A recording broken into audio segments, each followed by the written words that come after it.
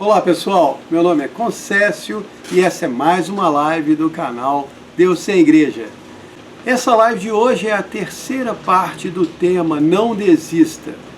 Na primeira live, com esse título, Não Desista, eu falei sobre a nossa própria limitação, os nossos medos, incertezas, inseguranças, desejo de permanecer na zona de conforto. Usei até exemplos dos alunos de parapente, de skate, e de como muitas vezes nós preferimos não encarar os problemas que aparecem na nossa vida. Eu falei até que cada um de nós cristãos é um soldado de Deus na luta contra o mal, e que Deus espera que nós lutemos, mesmo que você não se sinta um soldado. E na segunda live, chamada Força da Fraqueza, eu expus as táticas do inimigo da sua alma, que tenta te convencer a se apoiar na sua própria força, o que acaba te desgastando e eventualmente você vai falhar. E ele vai se aproveitar disso para te condenar. Aliás, essa live, Força da Fraqueza, deve ter incomodado bastante o inimigo, porque ele fez um grande esforço para ela não ser transmitida, mas no final das contas não adiantou nada. Até agora, então, nós aprendemos que, quer gostemos ou não, nós temos que encarar os nossos problemas, as nossas dificuldades, e que desistir não é uma opção. Apesar de parecer um alívio na hora, depois a situação fica aguardando para ser resolvida e pode até piorar. Descobrimos também que o inimigo da nossa alma faz um trabalho psicológico tentando nos desencorajar, desanimar, nos fazer desistir, e que não podemos dar lugar a esses pensamentos negativos na nossa mente. E na live de hoje eu vou usar a história do Neemias para falar de outro grande obstáculo na nossa luta do dia a dia contra os problemas e dificuldades. Para quem não conhece a história do Neemias, ele era um dos prisioneiros de Israel que vivia na fortaleza de Suzã debaixo do rei Artaxerxes. No capítulo 1, ele teve notícias de que os muros de Jerusalém estavam destruídos e as suas portas queimadas. Ficou muito triste, abatido, chorou, jejuou, orou a Deus. Mas como ele era copeiro do rei, teve que voltar ao trabalho. E no capítulo 2, quando foi servir vinho ao rei, o rei notou a tristeza no rosto de Neemias e perguntou o que estava acontecendo. Eu, inclusive, já contei essa parte da história naquela live da oração do coração. Neemias se abriu com o rei e disse que estava triste porque os muros da cidade dos pais dele estavam derrubados, as portas queimadas. E o rei perguntou: o que você está me pedindo? Aí o Neemias fez uma rápida oração a Deus, com muita ousadia, pediu ao rei que o dispensasse para ele voltar para Jerusalém e ajudar a reconstruir os muros da cidade. E ele ainda pediu que o rei desse cartas autorizando a passagem dele por todo o território do reino e mais uma carta para o guarda da floresta real, para ele fornecer toda a madeira necessária para a reconstrução do muro e das portas da cidade. Deus tocou o coração do rei Artaxerxes.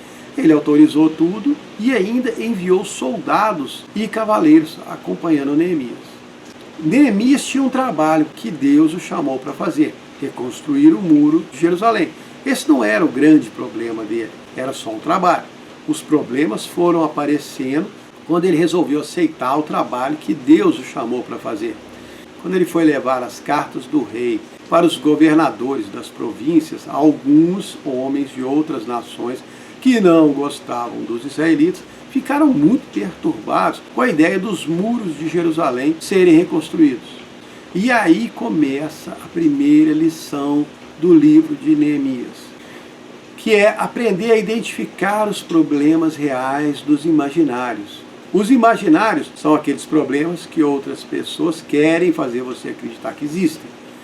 Já não estou falando mais do inimigo da sua alma, dos ataques psicológicos dele, mas das pessoas que são usadas por ele, inocentemente ou não, para colocarem dúvidas na sua mente, enfraquecerem a sua determinação e a sua vontade de lutar. Isso acontece demais, mesmo sem saber, às vezes até nós mesmos fazemos isso por descuido. Somos usados para desencorajar as pessoas. Então, continuando com Neemias, no capítulo 2, depois de chegar em Jerusalém, ele saiu uma noite sem avisar, foi verificar todo o muro, percorreu lentamente a cavalo cada parte, para ver o que tinha que ser feito. O trabalho era enorme, ele sozinho não ia dar conta. Então, ajuntou todo o povo, os magistrados, os nobres, e incitou todos eles a trabalharem na reconstrução do muro. Aí começa a oposição. Alguns homens que eram das nações inimigas do povo de Deus, e especificamente um sujeito chamado Sanbalat, que era moabita, se juntou com um amonita chamado Tobias, e eles começaram a zombar dos judeus. O que é isso que vocês estão fazendo? Vocês vão querer se rebelar contra o rei? Mas o Neemias não deu ouvidos a eles e Deus o inspirou a fazer uma coisa muito legal.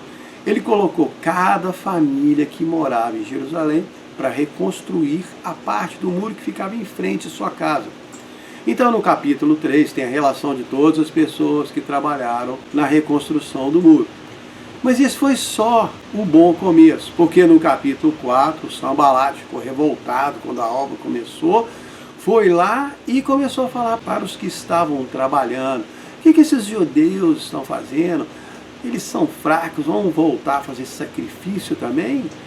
Eles acham que vão construir todo esse muro num dia só? Estão querendo ressuscitar esse monte de pó e pedras queimadas? Aí o tal do Tobias, que estava lá, também ajudou. Mesmo que eles consigam reconstruir, uma raposa vai derrubar esse muro. Os dois não podiam impedir o povo de reconstruir, não podiam forçá-los a parar, mas começaram a zombar deles e tentar desencorajá-los a construir. É aquele momento que você está tentando fazer alguma coisa boa e vem alguém para te explicar que não vai dar certo e que você não tem que perder tempo fazendo aquilo e que não vale a pena. Eu não estou falando daquelas situações que pessoas de bom coração querem te ajudar, ver as dificuldades que você vai enfrentar. Mas a situação é quando Deus te guia a fazer uma coisa e vem alguém para tentar te deter. Os dois ficaram lá zombando deles, tentando desanimá-los, mas esse era um problema imaginário, e o Neemias era um sujeito determinado, e foi logo mandando uma oração daquelas pesadas para Deus.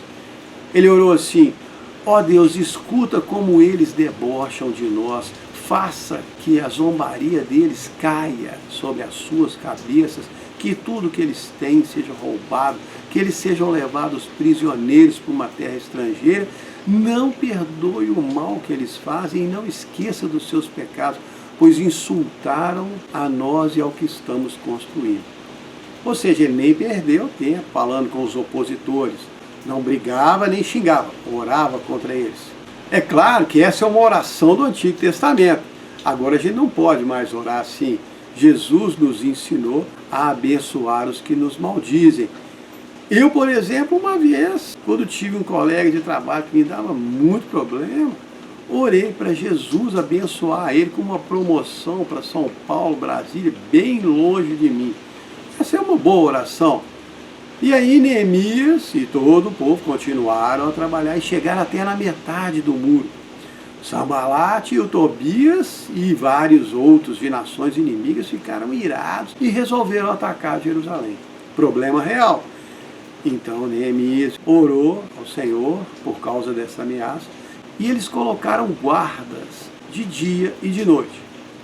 Aí depois os de Judá, que trabalhavam na obra, falaram com Neemias: os carregadores estão ficando cansados, sem força, os escombros são muitos, nós não estamos conseguindo remover eles do muro. E os inimigos falaram que eles vão nos atacar sem que a gente perceba, vão entrar no meio de nós e acabar com essa obra. E outros judeus que moravam fora da cidade, perto dos inimigos, vieram 10 vezes para falar que os inimigos iam atacar, os inimigos iam atacar. Aí o que o Neemias fez? É uma ameaça verdadeira que abala também o psicológico. Pôs guardas atrás dos pontos mais baixos do muro, nos lugares descobertos, cada um segundo a sua família, com uma espada, lança, arco, e depois de avaliar a situação, ele disse ao povo: não temam os inimigos, lembrem-se do Senhor, que é grande e temível. lutem pelos seus irmãos, pelos seus filhos, suas mulheres e suas casas. Quando os inimigos ouviram que eles estavam bem preparados, isso frustrou os planos deles e o povo voltou a trabalhar no muro. Neemias tinha que lidar com problemas de construção, problemas de desencorajamento do povo, causados pela quantidade de trabalho, mas o pior vinha dos inimigos que zombavam, ameaçavam, tentando amedrontar o povo, para eles pararem a obra. E ele ficava o tempo todo gerenciando problemas reais e imaginários, físicos e psicológicos dele e do povo, mas sempre se apoiando em Deus. Aí ele fez uma coisa muito interessante. Daquele dia em diante, metade dos homens ele colocou para trabalhar na obra, a outra metade empunhando lanças, escudos, arcos e couraças. Os carregadores que levavam as cargas, levavam a carga com uma mão, com a outra seguravam uma arma. E os que trabalhavam na obra tinham uma espada no cinto. E o que tocava a trombeta, avisando da invasão e do ataque, ficava junto do Neemias. Ele disse ao povo: a obra é extensa, nós estamos separados uns dos outros ao longo do muro. No lugar que vocês ouvirem o som da trombeta, corram para lá. O nosso Deus vai lutar por nós. E nem o Neemias, nem os homens dele, nem os guardas largavam as armas nem para tomar banho. Imagina só. E lá no capítulo 6, os inimigos dos judeus viram que o muro já estava todo construído, só faltavam as portas e resolveram armar uma emboscada para matar o Neemias. Mandaram uma mensagem para ele: venha nos encontrar na aldeia, na planície de Ono. Mas o Neemias sabia que era uma armadilha, mandou a seguinte resposta: estou fazendo uma grande obra, não posso descer, por que eu ia largar essa obra para conversar com vocês? E os caras ficaram com muita raiva, 4 vezes mandaram a mesma mensagem, e cada vez o Neemias mandava a mesma resposta. Essas são dificuldades imaginárias, que se você deixar, elas se tornam reais. Se ele fosse descer do muro, largar a obra para ir lá conversar com os sujeitos, ele ia ter um problema terrível, eles iam matá-lo. Então Sambalate, pela 5ª vez, mandou uma mensagem dizendo o seguinte: ouve-se falar entre as gentes que você e os judeus querem se revoltar, por isso estão edificando o muro. Segundo o que se diz, você quer ser o rei deles, colocou profetas para te proclamarem como rei, e essas coisas vão chegar aos ouvidos do rei. Vem e nos consulte para saber o que fazer. Quer dizer, o sujeito inventou uma fake news, um boato, para ver se o Neemias acreditava e descia do muro para tentar resolver aquele problema que não existia. Ele achou que o Neemias ia ficar preocupado com os boatos que estavam circulando, mas aí o Neemias mandou a seguinte mensagem: de tudo o que você falou, coisa nenhuma aconteceu, você inventou. Pronto. E aí o Neemias escreve no livro: todos eles procuravam nos atemorizar para enfraquecer as nossas mãos para a obra, e isso não vai acontecer. E aí ele orou: agora, Senhor, fortaleça as minhas mãos. Então é muito importante nós sabermos reconhecer os nossos problemas reais e não perder tempo com os problemas terceirizados, aqueles que as pessoas querem transferir para nós ou criar para nós. Nós não podemos nos deixar levar por problemas que outras pessoas inventam ou querem que nós aceitemos como importantes. A história do Neemias continua. Certo dia, fui à casa de Semaías, ele estava trancado em casa, e me disse: vamos para o templo de Deus fechar as portas, porque eles vão vir te matar à noite. E o Neemias respondeu: como eu posso fugir, ainda mais me esconder no templo para salvar a minha vida? De forma alguma vou fazer isso. Neemias percebeu o que estava acontecendo. Na história ele conta: percebi que Semaías não tinha sido enviado por Deus, mas que Tobias e Sambalate o haviam subornado para me intimidar, para que eu fizesse o que é errado e eles tivessem como me difamar. Aí Neemias orou de novo: lembra-te, ó Deus, do que Tobias, Sambalate e os seus aliados estão fazendo contra mim. O tempo inteiro ele orava e entregava a situação para Deus. E aí, finalmente, no versículo 15 do capítulo 6, conta que o muro ficou pronto. Aí, quando os inimigos ouviram isso, todos ficaram com medo e ficaram abatidos, porque reconheceram que eles tinham realizado essa obra com a ajuda de Deus. Para começar e terminar a obra, foi preciso determinação, esforço físico, confiança em Deus e o mais importante, não perder tempo tentando resolver problemas irreais, nem dar atenção a pessoas que só queriam atrapalhar. A lição do Neemias é: não deixe o seu trabalho, a tarefa que Deus te passou para fazer, para tentar agradar as pessoas, cuidar de coisas sem importância. Se o problema que apareceu realmente não for verdadeiro, nem perca tempo tentando resolver. E nem se preocupe demais em agradar todos os Sanbalates e Tobias da vida. Ah, mas as pessoas vão achar que eu não estou tendo consideração com o Sanbalate. E se o boato do Tobias for verdadeiro? Faça uma oração a Deus pela situação, entregue nas mãos dele e vá fazer o trabalho que você tem que fazer. Deixe Deus cuidar do resto. É claro, você não pode se esquecer de suas responsabilidades, problemas reais do dia a dia, mas não deixe que intrigas, fofocas, disse-me-disse, opiniões negativas de pessoas que não querem o seu bem te afetarem, te desanimarem e muito menos te desviarem dos propósitos que Deus tem para a sua vida.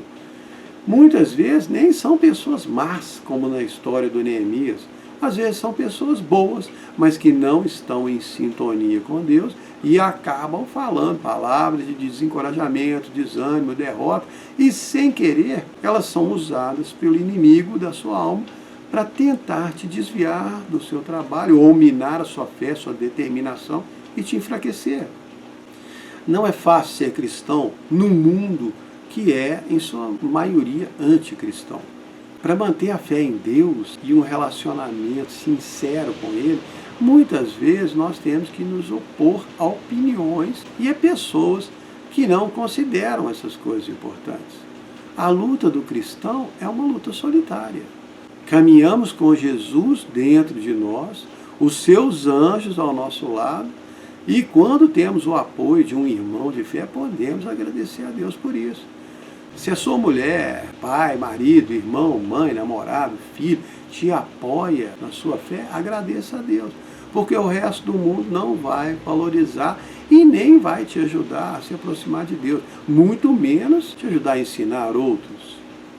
Aos olhos do mundo é uma perda de tempo eu ficar aqui fazendo live para 4, 5 pessoas, às vezes menos. Mas eu não vou ligar para o que o mundo acha, porque eu sei que para Deus cada pessoa é uma alma muito importante.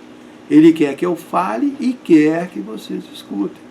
Porque a semente de Deus que existe, plantada nos seus corações, tem que ser regada, adubada, com palavras de fé e de encorajamento. Então eu vou continuar, espero que vocês fiquem firmes também e que tirem bom proveito dessa live de hoje, de cada uma que eu puder fazer com a ajuda de Deus. E agradeço muito a participação e apoio de cada um. Espero que vocês tenham gostado. Muito obrigado.